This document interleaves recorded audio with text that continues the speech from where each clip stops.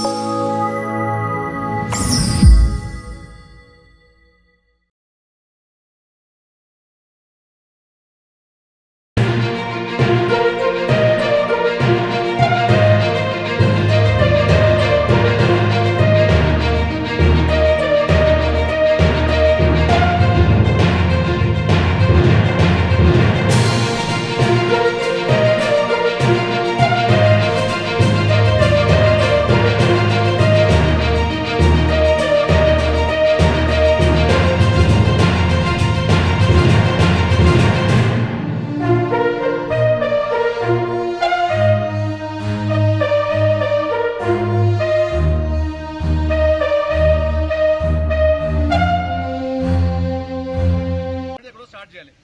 You started year నా so start చేయాలి మొత్తం స్టార్ట్ చేయండి మరి.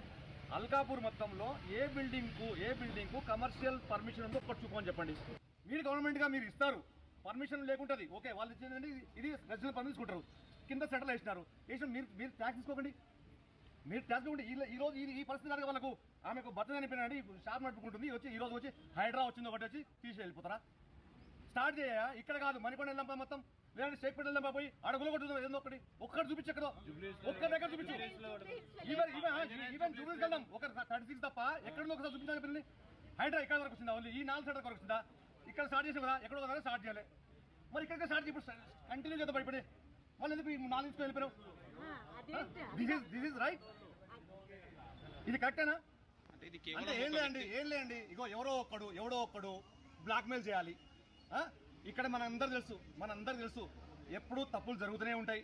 ఆ తప్పులు ఎందుకు జరుగుతాయండి? గవర్నమెంట్ వల్ల జరుగుతాయి.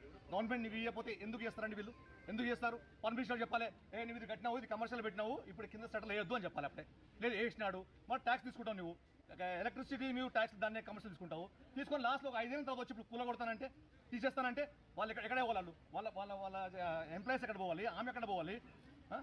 మరి ఇంత అన్యాయం ఏంటండి అసలు? ఆడ కొట్టండి పోయి అక్కడే